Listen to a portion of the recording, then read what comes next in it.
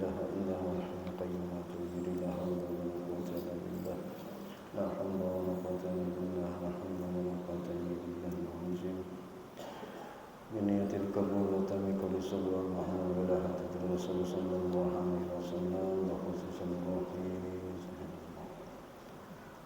الفاتحة. بسم الله الرحمن الرحيم الحمد لله رب العالمين الرحمن بك نعبد ونستعين اهدنا الصراط المستقيم صراط الذين أنعمت عليهم.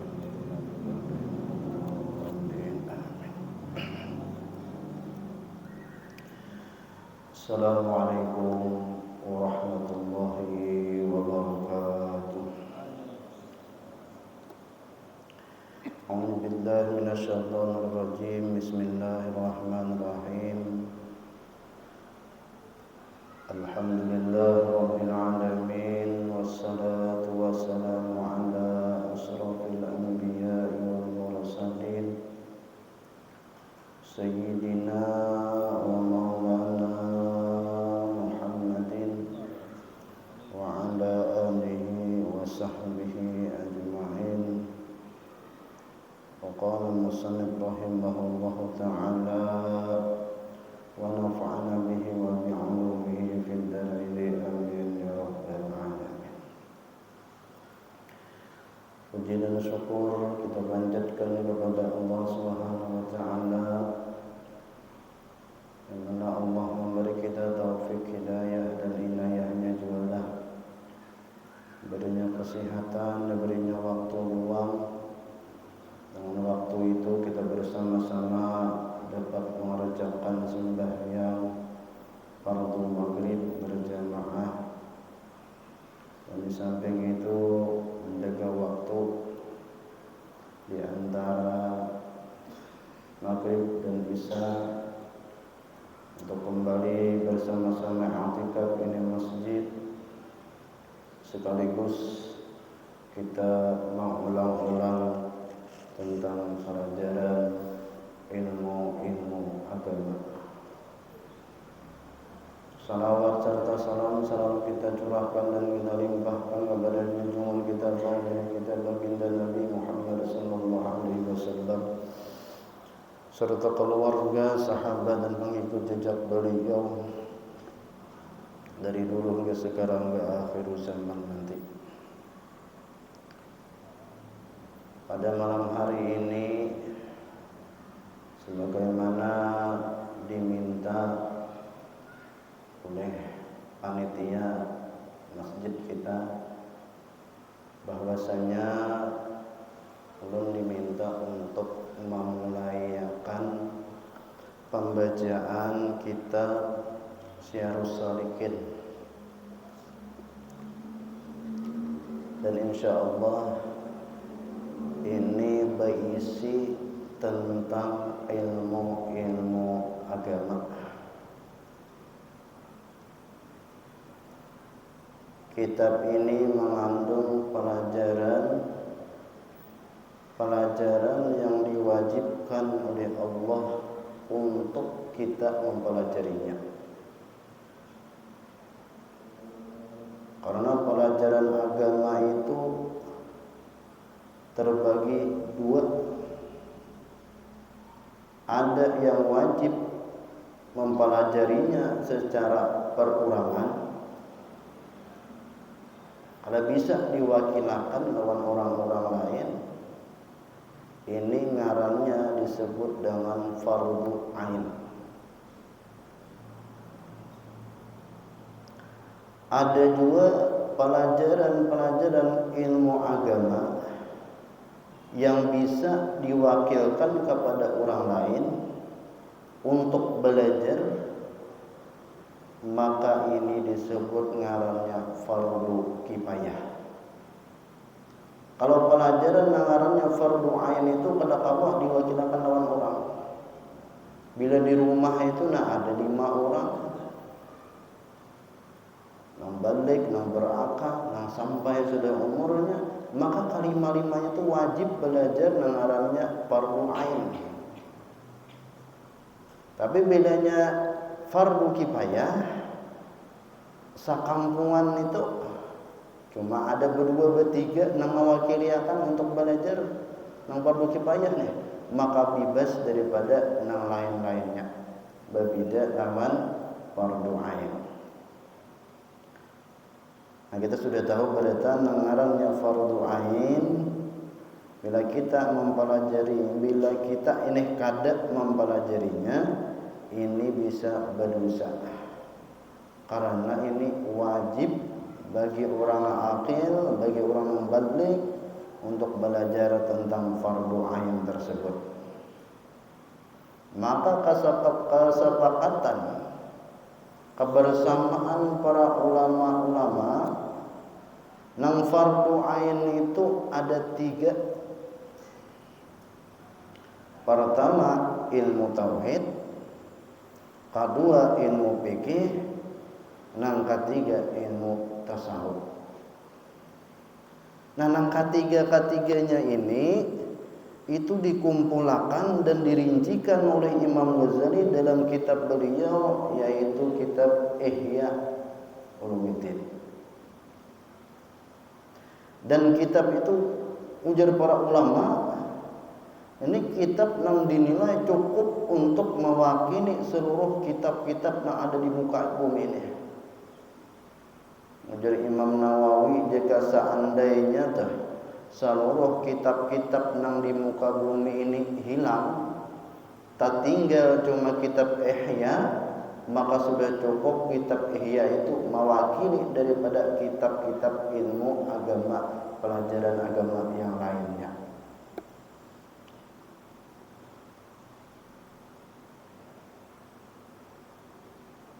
Nah, untuk belajar, untuk bujur-bujur menjalani jalan akhirat, maka kitab Ihya itu yang luar biasa. Bahkan dikatakan orang di mana-mana kampung nang kadada dibaca akan kitab Ihya, maka kampung itu seakan-akan kada belenggu. Cara ibarat itu ke daerah lah kayak kabupaten atau kayak itu lah, ada sama sekali dibaca akan kitab Ihya, maka seakan-akan daerah itu model kayak ada belangku. Makanya di mana-mana kitab Ihya ini model kayak diamalkan orang, pembacaannya kayak orang membaca Al-Quran. Jadi bila sudah tuntung-tuntung berbulik pulang, bila sudah tuntung-tuntung bulik pulang. Nah, itu sebagian dah. Dan maka kitab Ihya ini bahasanya bahasa Arab. Maka daripada itu Syekh Abdus Samad Palembang, pengarang kitab Syarahus Salikin, ini beliau model kayak menterjemahkan ke bahasa Melayu. Nah, itu. Jadi kitab yang kita akan baca ini kitab nang mana kitab ini ya lumayan lah andalnya. Berisi macam-macam ilmu, ada tauhidnya, ada fikihnya, ada tasawufnya. Nah, kitab yang cagar kita baca inilah. Kemudian sedikit sejarah tentang pengarang kitab ini, penyusun kitab ini. Beliau mengarang kitab ini di Mekah, meskipun aslinya beliau itu orang Palembang. Jadi mengarang kitab ini di Mekah, menyusunnya menterjemahkan kitab Ihya, yaitu dingarani kitab Syarahus Salikin. Karena sejaman beliau itu lawan Datuk Kelampayan. Jadi Syekh Abdus Samad Palembang itu sejaman lawan Syekh Muhammad Arsad Al-Banjari yang lebih kita kenal dengan Datuk Kalampayan, yang mana ini masih di suasana Haul Sidin. Jadi Haul Datuk Kalampayan itu bulan Syawal.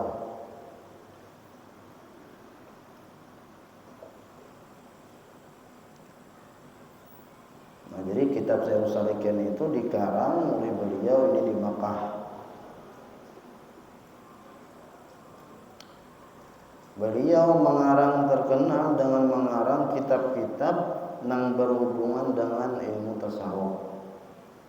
Sedangkan Datuk Kalampayan itu mengarang kitab yang terkenal, yaitu mengarang kitab Sabilal Muhtadin. Lalu ada istilah orang Bahari.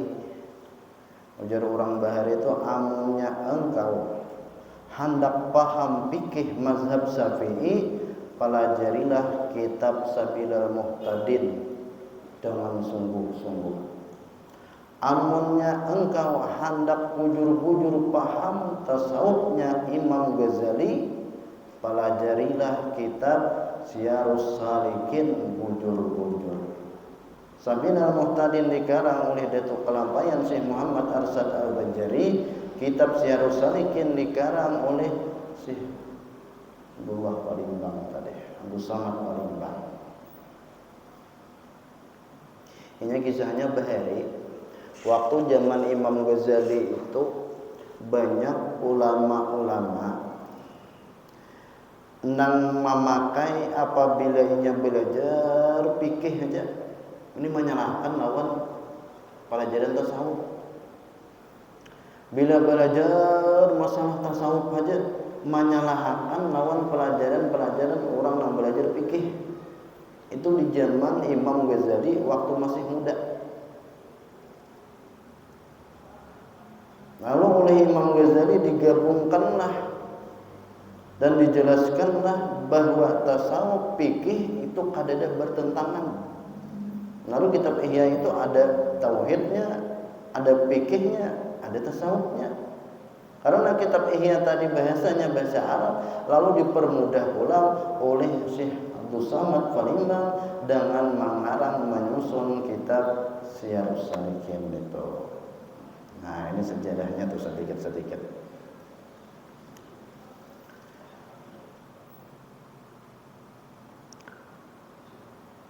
Nah, jadi kita ulang tadi, Syekh Abdul Samad Al-Palimbangi ini beliau sejaman lawan Datuk Kalampayan Syekh Muhammad Arsad Al-Banjari, yang sama-sama daripada murid Syekh Salman Al-Madani, yang dikenal orang di situ dengan 4 sarangkai daripada tanah Jawa. Nah, kisahnya Bahari kalau Indonesia itu belum ada namanya Kesatuan Republik Indonesia itu. Nah, ada orang mengenal Jawa, Jawi, Al-Palimbangi, Al-Jawi itu. Atau bahasa anunya tuh Nusantara, itu kalau lagi belum kemerdekaan tuh. Nah, di situ terkenal ada 4 serangkai yang luar biasa ulama daripada Jawa. Cuma Jawi Bahari itu bukan ngarannya Jawa Barat, Jawa Timur, kada itu. Orang bilanya menyambat dari Nusantara Indonesia, maka disambat daripada Jawa. Padahal Datuk Kalampayan dari Banjarmasin. Lalu dikenal dengan 4 serangkai. Datuk Kalampayan, Syekh Muhammad Arsad Al-Banjari, Syekh Abdul Samad Al-Palimbangi, Syekh Abdul Rahman Al-Misri dan nang saya Syekh Abdul Wahab Bugis, orang Bugis. Ini menantu daripada Datuk Kalampayan, lakinya oleh Syarifah. Sedangkan Syekh Abdul Rahman Al-Misri itu ini pakaian oleh Said Habib Usman Betawi. Said Habib Usman Betawi itu adalah penyusun pengarang kitab Sifat 20 di Jakarta, kubur beliau. Jadi terkenal 4 serangkai ini dan orang-orang yang luar biasa. Nah, jadi insya Allah ini yang diminta oleh panitia agar kita belajar adab kitabnya tah. Cuma kemungkinan kalau sudah dibaca ini kayaknya nang seterusnya bisa-bisa gurunya menyambung kitab ini. Itu kemungkinan dari panitia tah. Nah, kayak apa nang bagusnya? Cuma sekedar saran jakanya anu tuh ya jaka oneh. Jaka anu tuh satu guru satu kitab tuh bagus. Ya, kalau satu kitab ini dibaca oleh beberapa orang guru, kecuali gurunya rancak bawiaan. Kalau ada rancak bawiaan, maka halaman berapa malam Kamis selanjutnya? Masalah apa pun? Nah, mungkin gitu.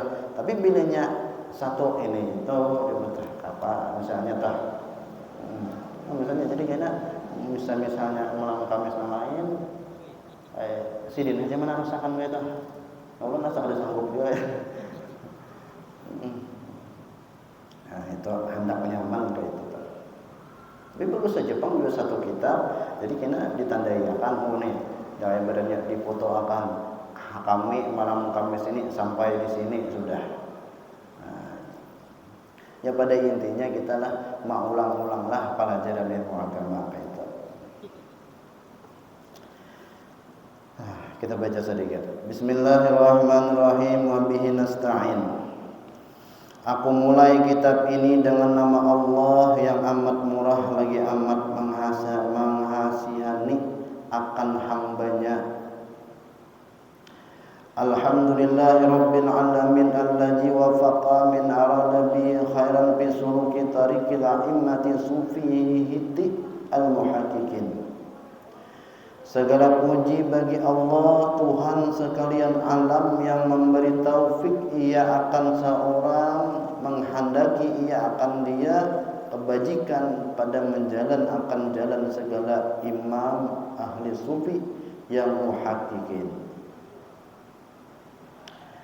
Nah, jadi ujar beliau pengarang penyusun daripada kitab nang pemulaan kita itu marilah bersyukur atas nikmat yang diberi oleh Allah. Ingat beliau, aku mulai kitab ini dengan nama Allah. Setiap amal ibadah yang dimulai dengan nama Allah, setiap pekerjaan apapun yang dimulai dengan nama Allah, maka amal ibadah gawian-gawian itu jelas sudah berberkah. Setiap gawian yang kada dimulai dengan nama Allah, maka ini kurang berkahnya.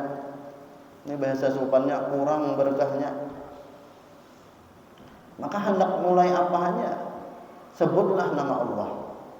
Tapi sesuai ujar ulama-ulama sudah digambarkan, digariskan ketika seseorang itu memulai dengan menyebut nama Allah, itu macam-macam ada bacaan-bacaannya. Ketika masuk masjid ada bacaannya, dimulai nama Allah juga.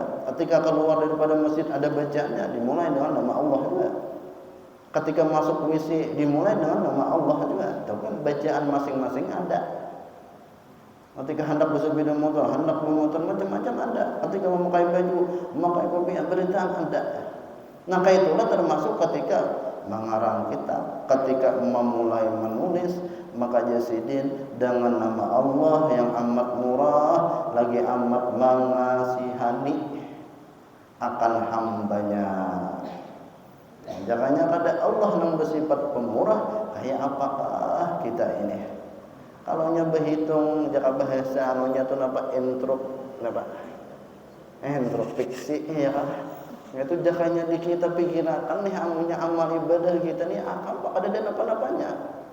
Jangankan dibandingkan lawan imam-imam pengarang kitab-kitab, dibandingkan lawan orang-orang bahari aja kan kayak apa amal ibadah kita? Jauh benar. Apalagi zaman wali-wali orang kitab penyusun kita. Tapi karena Allah yang bersifat pemurah, sehingga segala kesalahan, kehilapan, dosa-dosa kita ditutupi oleh Allah. Yang nampak cuma kelihatan kebaikan-kebaikannya. Kemudian Yarsidin tadi alhamdulillah rabbil alamin allazi wafaqa min arada bi khairan bi suluki tariqil a'immati sufiyatil muhaqqiqin. Segala puji bagi Allah Tuhan sekalian alam. Nih pelajaran pulang lawan kita. Nang pantot, nang pas, itu pujian itu hanya lawan Allah. Tapi di pandangan ilmu tasawuf, apabila kita nang dipuji oleh orang, maka kembalikanlah pujian itu hanya kepada Allah. Ketika kita memuji kepada orang, supaya jangan salah pujian kepada orang, maka kita ingat ketika memuji kepada orang itu langsung akan karena akan nang kita puji itu nang sebujurnya adalah orang itu nah ditolongi oleh Allah. Makanya dulu rasa-rasanya ada pernah mengisahkan tuh, ada seseorang yang luar biasa, ilmunya luar biasa, amalnya luar biasa, lalu ketujuh berjalan ke hutan hendak memandang nikmat-nikmat macam-macam anugerah karunia dari Allah. Ketika memandang nikmat-nikmat itu tuh ke hutan, lalu terdengar suara di hutan itu nang mengucap napa, alhamdulillah, alhamdulillah, alhamdulillah. Dilihati kiri kanan siapa nang mengucap alhamdulillah di padang hutan, nang lebat bener kayuan-kayuannya macam-macam kumpai-kumpainya ada dia terlihat. Kasih tu kamari tatap cuma didengarkan suara itu semakin didengarkan diparaki telinga. Mak semakin kedengaran. Oh ternyata terlihatlah seseorang yang udah tua, berpenyakit. Napa penyakitnya? Stroke. Bahasa kita wayah ini lumpuh. Ada kawan berdiri, cuma tarabah aja berabah. Tapi yang aneh, yang luar biasa bagi ulama ini yang didengar adalah ucapan alhamdulillah, alhamdulillah yang keluar daripada lidah Sidin, pandiran Sidin. Lalu dipandiri oleh Sidin, kenapa jadi pian ini sampai mengucap alhamdulillah, alhamdulillah. Padahal seharusnya ucapan alhamdulillah itu ketika kita mendapat nikmat. Kebanyakannya itu kalau ketika kita mendapat nikmat hanya alhamdulillah, alhamdulillah. Bahkan terkadang kita nih kebiasaan nang kayak makan toh, amunya sudah mariga hanyar berucap alhamdulillah. Amunya kada mariga belum kada ingat alhamdulillahnya. Makan udah mariga alhamdulillah. Besar ajur dah. Amunya kada mariga dasar kada berucap alhamdulillah. Jadi seakan-akan ketika mariga hanya ada alhamdulillah. Padahal ucapan alhamdulillah ada perlu sampai yang harus mariga dahulu. Lalu ujar Sidin, kenapa jadi pian nih kai? Bahasa kitanya, kenapa kai jadi pian itu ucapan alhamdulillah, alhamdulillah. Sedangkan kondisi pian itu orang yang garing, orang yang sakit. Seharusnya ucapan yang pas itu adalah innalillah. Tapi sedangkan pian ucapan alhamdulillah. Ujar Sidin, wahai seseorang, ulun ini mengucap alhamdulillah karena ada beberapa nikmat yang diberi oleh Allah kepada ulun. Makin bingung nang bertakwan. Oh ternyata ada nikmat masih yang diberi oleh Allah Ta'ala. Iya ada nikmat. Bahkan kada alang-alang di sini ada 3 nikmat. Makin bingung apa nang 3 nikmat itu? Pertama di sini Allah masih menyehatkan nangaran ada lidah ulun. Ada lidah ulun ini, ulun kau mengucap alhamdulillah. Pertama nikmat diberi oleh Allah. Nang kedua Allah memberi ulun hati. Hati ulun nih ada, lalu ingat mengucap alhamdulillah, dengan adanya lidah itu menggerakkan. Kemudian yang ketiga, ujar Sidin karena Allah yang memberi ulun taufik hidayah, dengan taufik hidayah itu hati ulun, lisan dan ilat ulun kawa ulun ucapkan alhamdulillah. Luar biasa kalau enggak. Makanya segala puji bagi Allah Tuhan sekalian alam yang memberi kita taufik akan seorang menghendaki akan dia kebajikan.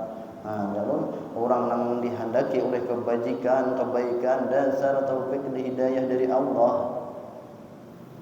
Amunnya orang itu kadada diberi taufik hidayah dari Allah. Maka ujar ulama, ujar wali Allah Ta'ala, orang dah dibawai oleh orang sairtian. Misalnya nih, satu orang dibawai oleh orang sairtian. Untuk apa? Untuk menggawi kebaikan. Misalnya contohnya menggawi kebaikan, ngarang banyak kebaikan-kebaikan. Misalnya hadir ke majelis. Itu sairtian membawai pada alam-alam.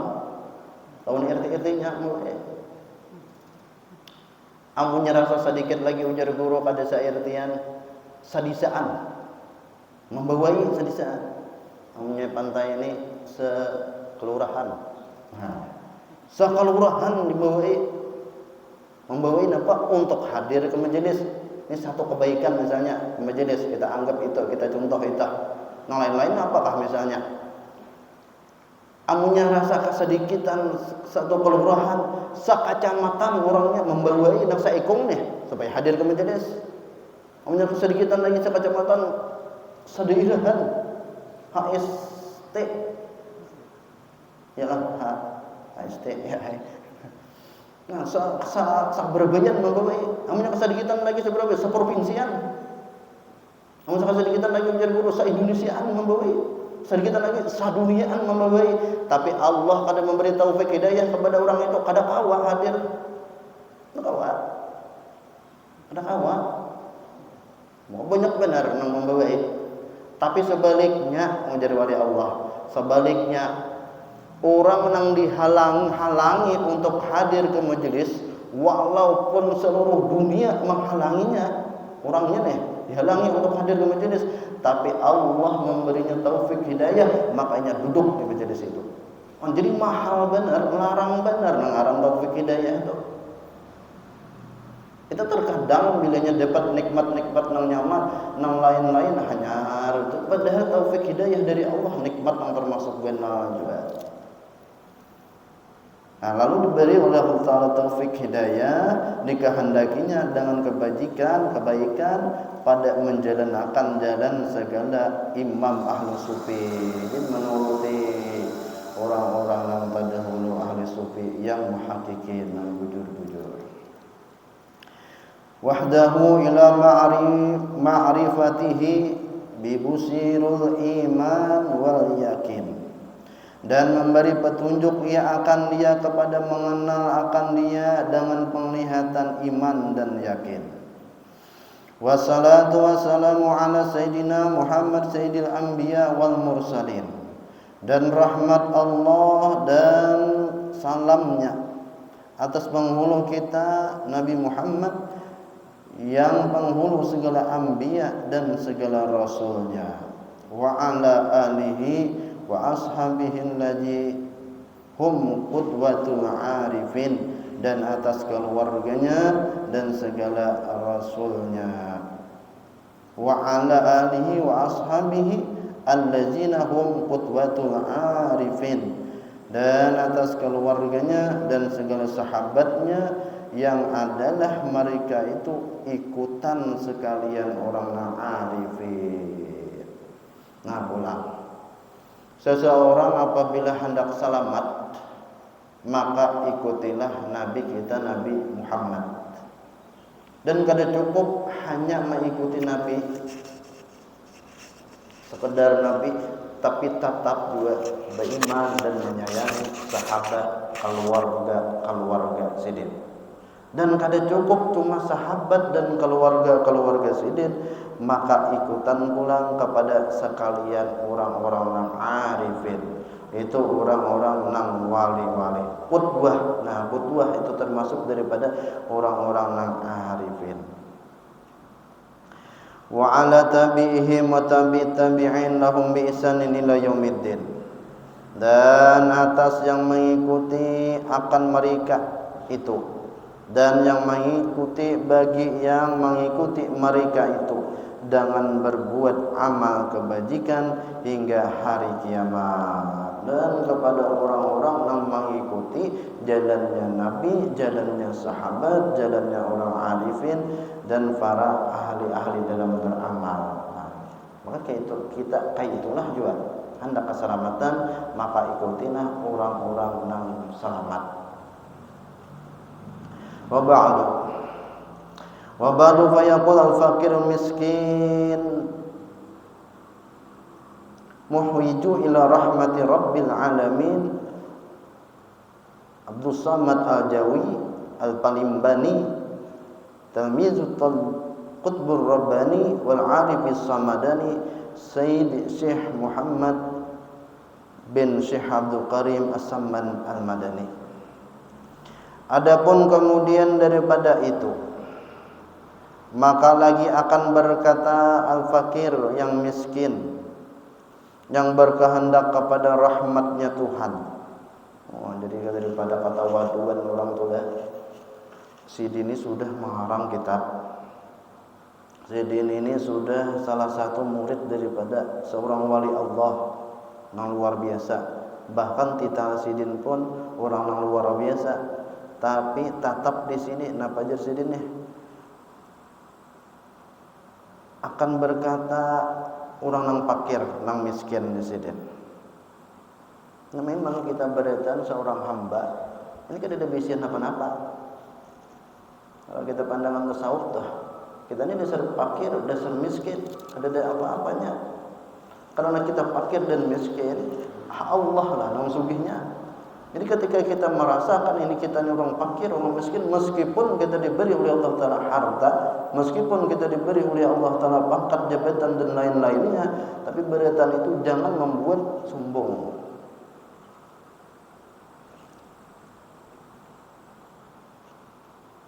Ilmu yang diberi oleh Allah jangan membuat sombong.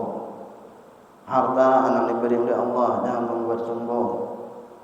Pangkat jabatan yang diberi oleh Allah jangan membuat sombong.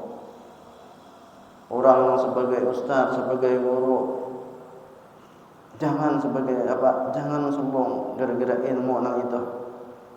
Gara-gara orang manggil ustaz, gara-gara orang manggil guru, karena ada nang empat hadir. Coba kan namanya kadada. Siapa akon kalau orang yang dikiau sebagai orang sugih karena ada orang yang miskin. Orang diangkat jadi pejabat karena ada yang memilih. Coba kan namanya seikungan aja. Siapa yang diperintah, siapa yang disuruh, siapa yang diatasi. Beritaan-beritaan itu tuh jangan membuat seseorang menjadi sombong. Nah ujar sini aku nih berkata nang fakir, nang miskin, yang berkehendak kepada rahmat Tuhan sekalian alam, yaitu Abdus Samad Al-Jawi. Nah jadi tadi sudah kita kisahkan, Al-Jawi itu maksudnya bukan Jawa Barat, bukan Jawa Timur. Itu orang-orang Bahari menyambat Al-Jawi itu pasti datang daripada Indonesia.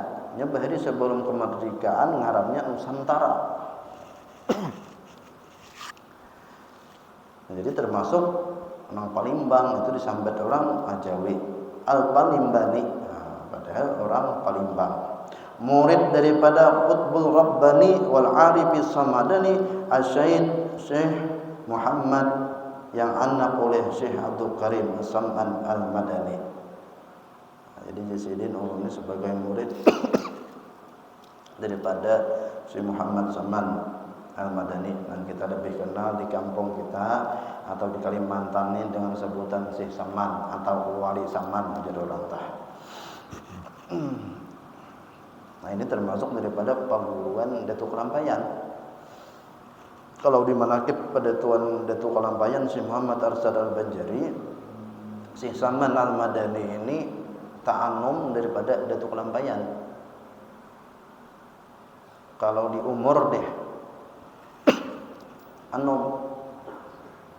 Tapi karena ini ahlinya dalam membidangi tasawuf, ahlinya dalam membidangi makrifat, maka belajarlah wadah sidin. Dan untungnya hubungan kita Kalimantan Selatan ini baisian nangarannya Datuk Kelampayan itu. Beruntung. Kada diandak di Kalimantan Timur, kada diandak di Kalimantan Barat, kada di andak di Kalimantan Tengah, tapi andaknya di Kalimantan Selatan. Itu masuk anugerah yang luar biasa diberi Allah Ta'ala, bubuhan Kalimantan Selatan itu.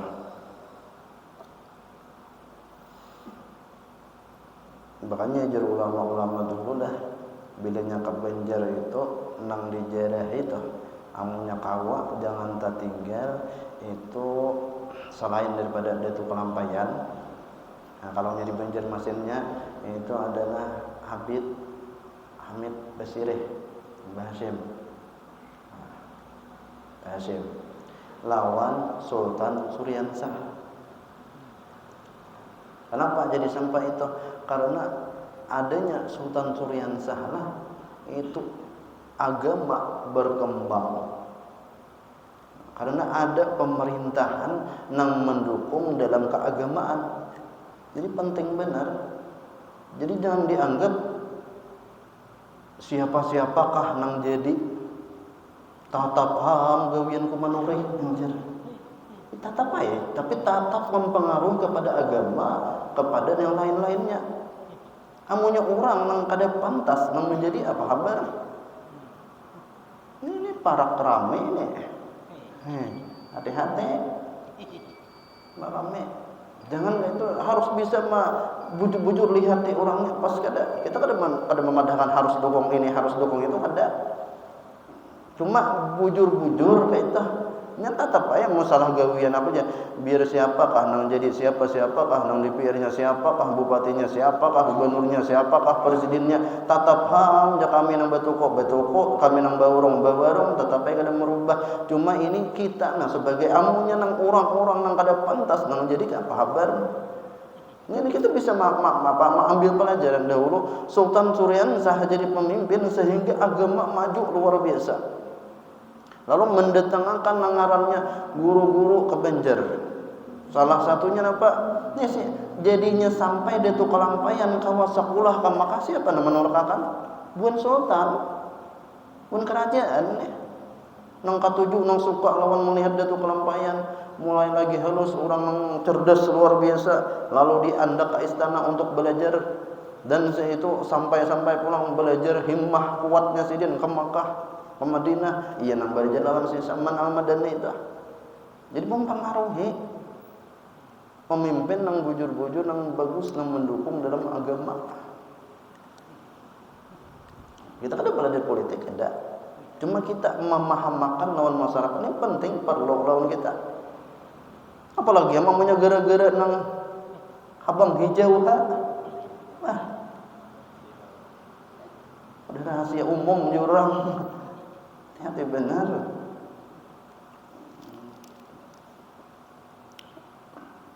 Ya nang kisahnya tuh kalau udah didatangkanlah Khatib Dayan. Khatib Dayan tuh kada asli orang Banjar. Jadi orang nang ziarah ke Sultan Suryansah itu ada di IG tuh Khatib Dayan. Khatib Dayan ini luar biasa, itu murid daripada Sunan Bonang. Jadi Sunan Bonang itu dengar kabar kisah-kisah cerita-cerita Sunan Bonang itu pernah datang ke Kalimantan Selatan mailangi murid sidin nang bangaran Khatib Dayan. Jadi pernah dikisahkan tuh lah, ada salah khilaf nih, minta ampun minta maaf ininya tersalah dalam kisah. Lalu kisahnya datang ke keluarga ke orang bubuhan Banjar, muka kesukaan benar, katuju benar orang Banjar didatangi oleh Datu Pak Wali gitu deh. Sunan Bonang tadi datang suka benar. Apa riwayat kisahnya? Ketika Sunan Bonang hendak pulih ke Jawa, itu masing-masing bubuhan orang Banjar ini menyiapkan hadiah. Dak bahasa kitanya tuh ada nang bisian pisang tabangakan. Ada bisa nior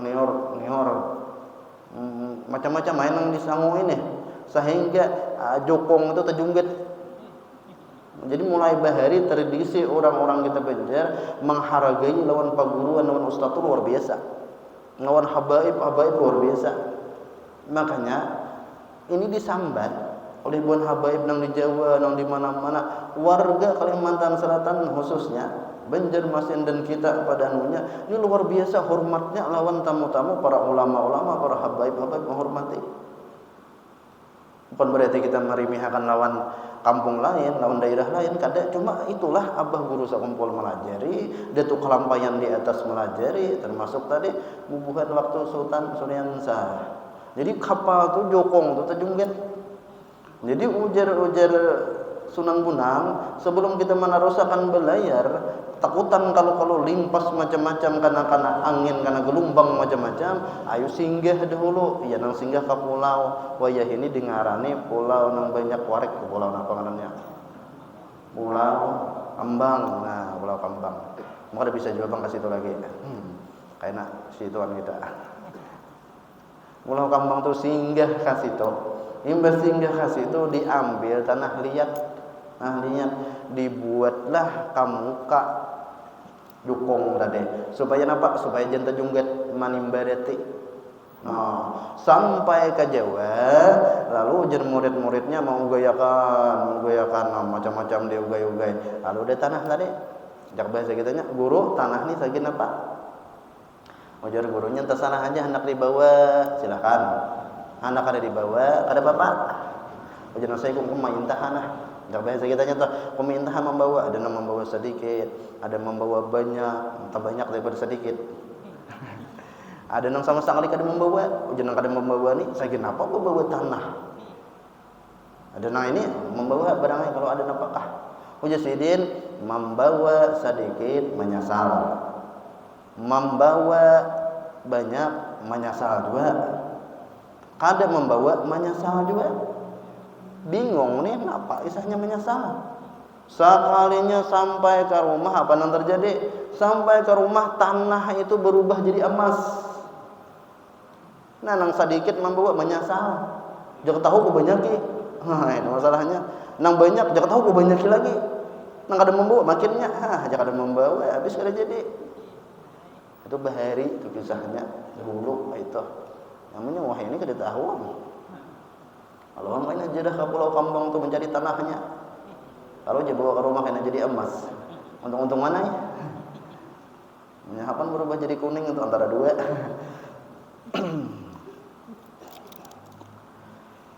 Nah itu, Isa udah. Nah, sana.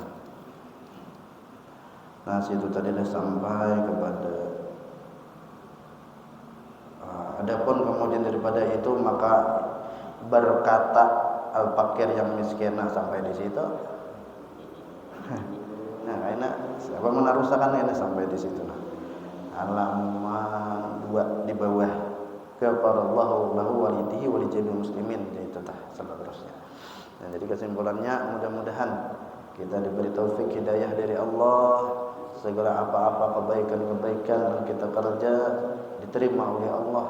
Dan mudah-mudahan segala amal-amal ibadah kita meskipun banyak kekurangan kehilapan dari oleh Allah, dan segala dosa kehilapan kita diampuni oleh Allah sehingga kita selamat dunia dan akhirat. Amin ya rabbal alamin. Daratul Mustafa Al-Fatihah.